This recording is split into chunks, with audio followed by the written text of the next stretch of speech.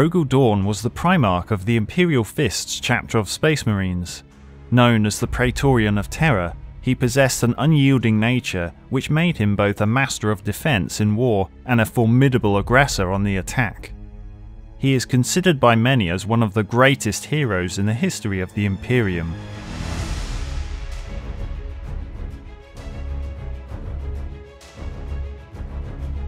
When the original 20 genetically engineered Primarchs were cast into the warp and scattered throughout the galaxy, the worlds they found themselves on would play a large role in shaping their very nature.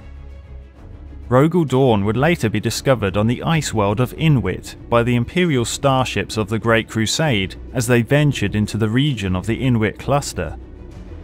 The Emperor met with Dorn and welcomed his long-lost son at the helm of the Phalanx, a colossal starship that Dorn had discovered within Inwit's region of space, and was believed to have been constructed at some stage during the Dark Age of technology. The Phalanx would be Dorn's to command, and it became the mobile fortress monastery of the 7th Legion of Space Marines, the Imperial Fists. Dorn possessed one of the finest military minds in the entire Imperium, which he used to great effect. His integration into the Imperial Fists Legion was seamless, and he commanded with peerless devotion and moulded the Imperial Fists in his image as well-disciplined, formidable warriors. Dorn is clad in exquisitely crafted shining golden armour called the Auric Armour, which was imbued with eagle-winged decorations and icons. It was complemented with a flowing red cloak.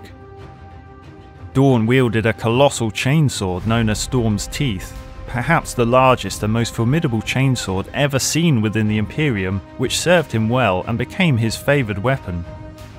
He also carried a bolter, known as the Voice of Terra, which had been designed specifically for a Primarch to wield. Over the next 160 years, the Imperial Fists, now united with their Primarch, fought relentlessly during the Great Crusade. Dorn's accomplishments for the Imperium during this period were beyond counting. Even the War Master Horus acknowledged that if his Lunar Wolves, the Masters of Assault, were to face the Imperial Fists, the Masters of Defense, the resulting conflict would end in a never-ending stalemate. Their ability to rapidly redeploy to war zones aboard the Phalanx gave the Imperial Fists a distinct advantage during the Great Crusade, and they became well known for their mastery of siege warfare. After the Imperium had expanded to over 1,000 worlds, the Emperor returned to Terra alongside his Imperial Fists to construct a capital from which he could run his new empire.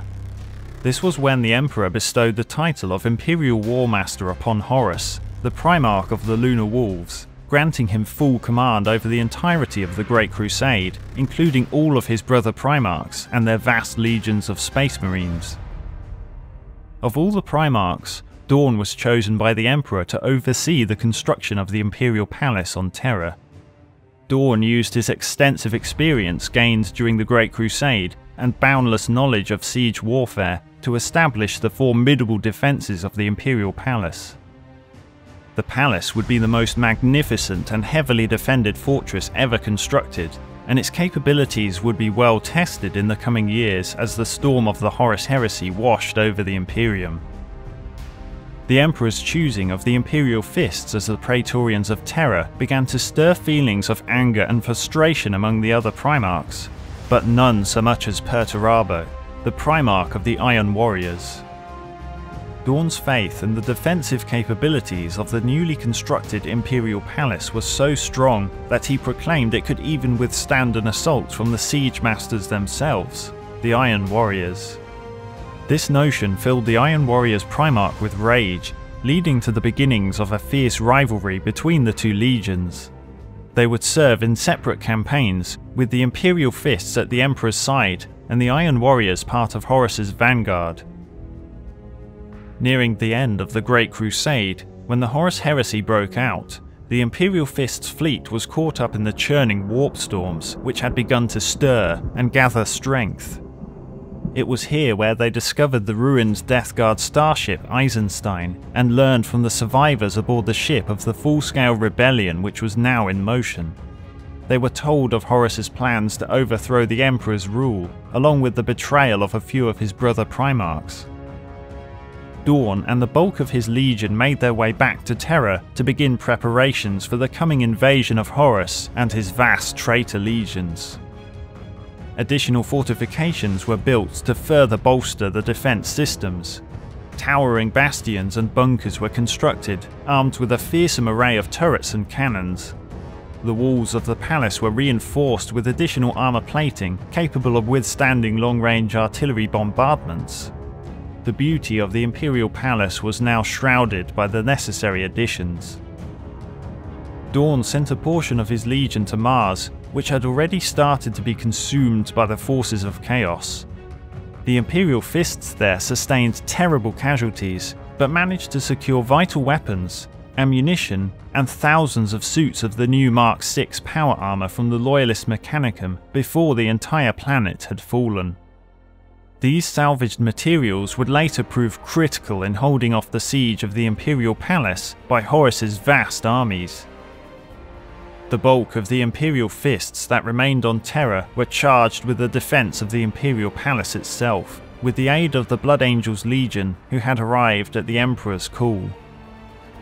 During the siege, Horus dropped the shielding on his flagship, allowing the Emperor and his guard of custodies, alongside Rogal Dorn and his most trusted veterans of the First Company, and Sanguinius, the Primarch of the Blood Angels, to teleport directly into the Chaos-warped vessel. In an unfortunate disaster, Rogal Dorn and his veteran Terminators landed nowhere near their desired location as the fell powers of Chaos warped the teleportation, separating them from the rest of the Imperial forces. The Imperial Fists now had to fight their way across the entire length of the ship to reach their battle brothers on the bridge. By the time they arrived, it was already too late. Dorn would discover the shattered bodies of the Emperor, Sanguinius, and Horus on the vessel's bridge after their titanic clash. After the Emperor was mortally wounded and interred into the Golden Throne, Dorn held himself fully responsible, believing that he had failed the Emperor, and was overcome by feelings of grief. Rabute Guilliman, the Primarch of the Ultramarines, was determined to prevent a reoccurrence of such a catastrophic event, and so, using his new powers as Lord Commander of the Imperium, he announced the adoption of his Codex Astartes, which required all Space Marine legions to be broken down into much smaller, 1,000-man chapters. This would prevent any one individual from being able to amass enough military power to overthrow the Imperium. Initially, Dorn rejected the idea of dividing the strength of his mighty legion, and thought that he was being blamed for the fall of his battle brothers. Dorn was not the only one of his fellow Primarchs to reject Guilliman's plans. Leman Russ, Primarch of the Space Wolves, and Vulcan, Primarch of the Salamanders, all refused the dictates of the Codex Astartes.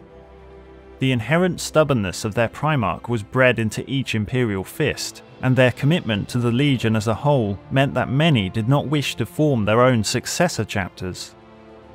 After much deliberation and thinking, Dorn eventually realized the fragile state of the Imperium could not endure another internal conflict, and agreed to Guilliman's plans for the second founding.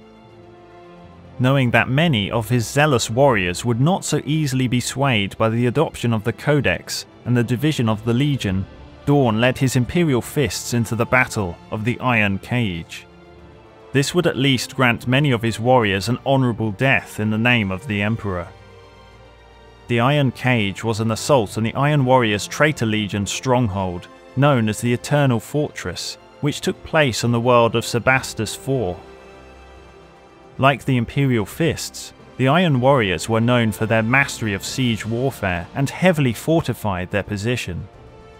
Perturabo, the now demon Primarch of the Iron Warriors, had constructed the colossal fortifications as an insult to the Imperial Fists. The continued defiance of the Iron Warriors angered Dorn.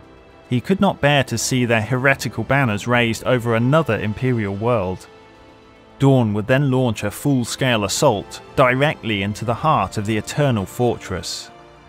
The Imperial Fist fought with zealous fury and stubborn determination, proving their legendary endurance in battle.